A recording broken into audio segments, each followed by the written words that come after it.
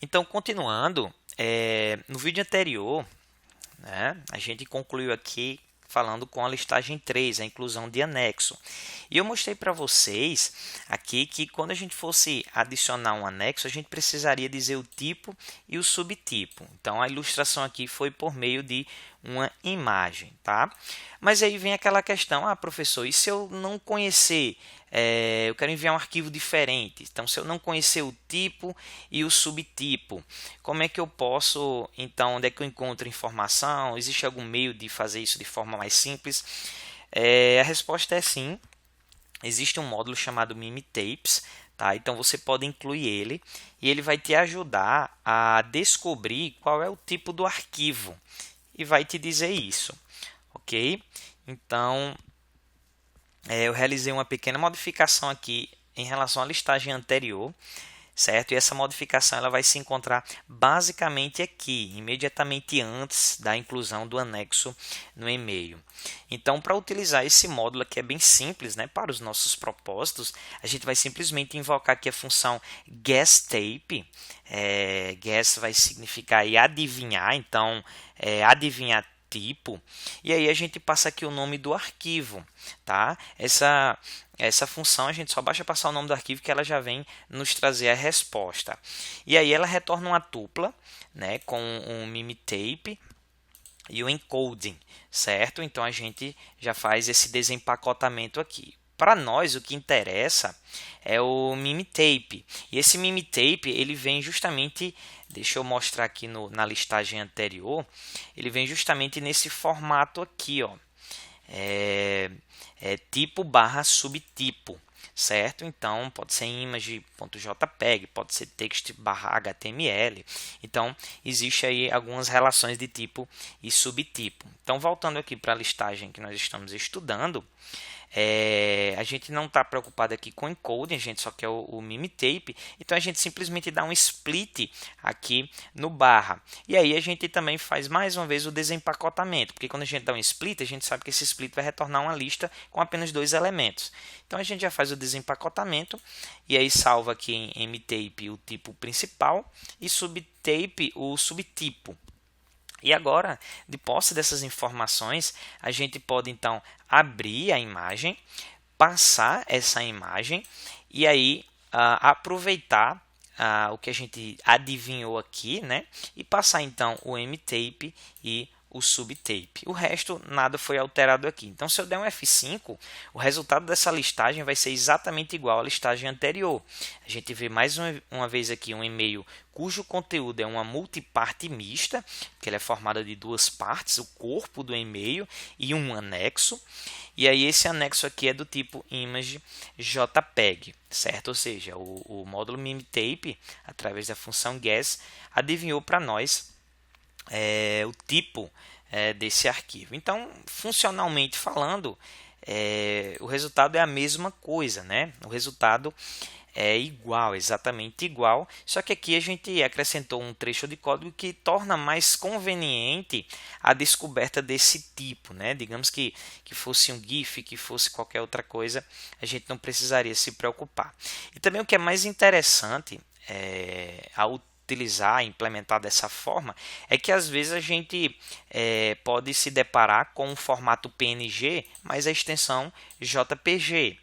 Então esse guessType ele não vai se basear nessa extensão escrita, mas ele vai fazer uma leitura, vai abrir o arquivo e vai analisar o cabeçalho desse arquivo e eventualmente o final do arquivo para identificar o tipo, porque cada tipo de arquivo ele tem uma espécie de assinatura, né? O PNG, o PDF, o JPG. Então, esses arquivos, esses formatos, eles têm assinatura. Então, o sistema tem como descobrir, existe um algoritmo que tem como descobrir o formato real do arquivo, ignorando então a extensão. Eu podia ter uma imagem e botar a extensão .doc, tá?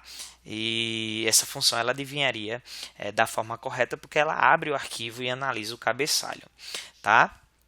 Então agora chegou o momento talvez mais esperado, que é o momento de envio do e-mail propriamente dito. Então a gente fez uso da listagem 4 para chegar aqui nessa listagem 5, e basicamente o que a gente acrescentou aqui, pelo menos no início do código, foi esse import, né? Deixei propositadamente aqui na segunda linha.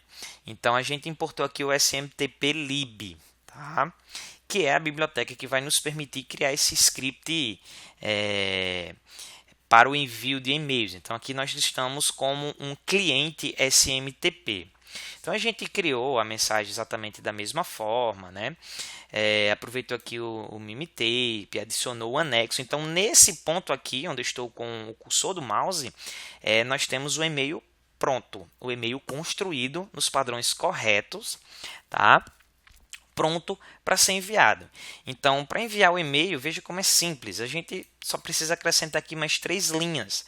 Então, a gente invoca aqui, ou melhor, a gente declarou aqui uma variável chamada connection, e aí o módulo SMTPlib ele tem uma classe SMTP, então a gente vai instanciar um objeto SMTP, e no construtor desse objeto a gente tem que passar um servidor SMTP, certo? Eu descobri esse servidor SMTP aqui usando o Linux. Vou até abrir aqui um parênteses nessa aula, certo? Como eu uso o Linux, eu já tenho uma série de ferramentas aqui que me permitem interagir com a rede, e uma delas é a ferramenta Dig, que me permite fazer consultas DNS. Ok? Então, não é o objetivo explicar a ferramenta Dig, mas se eu passar aqui um argumento MX, eu estou dizendo que eu quero fazer consultas a um servidor DNS a respeito das entradas de e-mail.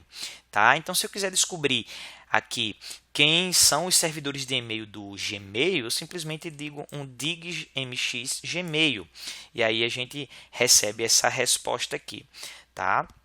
Isso aqui já seria mais uma aula de redes, então não vou detalhar tanto a saída dessa ferramenta, mas aqui a gente tem então os servidores SMTP do domínio gmail.com.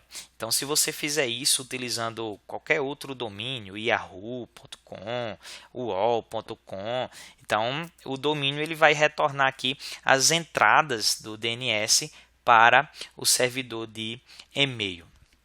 Então foi assim que eu descobri e peguei essa entrada aqui do servidor SMTP do Google, tá? Peguei simplesmente a primeira entrada e trouxe para cá. Então, esse aqui é um exemplo que de fato envia um e-mail. Desde já vale o alerta para que você use com cuidado, né? Porque a gente não está fazendo envio do e-mail pelas formas convencionais, então o Google ele vai identificar isso e inclusive ele vai tratar nossas mensagens como spam. Ele aceita a mensagem, leva a mensagem para o seu destino, mas ele gera o alerta lá para quem vai receber, conforme eu vou mostrar para você, tá? Então use com cuidado. Nesse exemplo aqui, eu estou utilizando aqui o meu e-mail, um e-mail pessoal aqui, então peço que vocês, por favor, modifiquem aqui o to. O e-mail de origem, ele não precisa ser um e-mail real, pode ser um e-mail fictício, né? Desde que você utilize aqui o domínio gmail.com.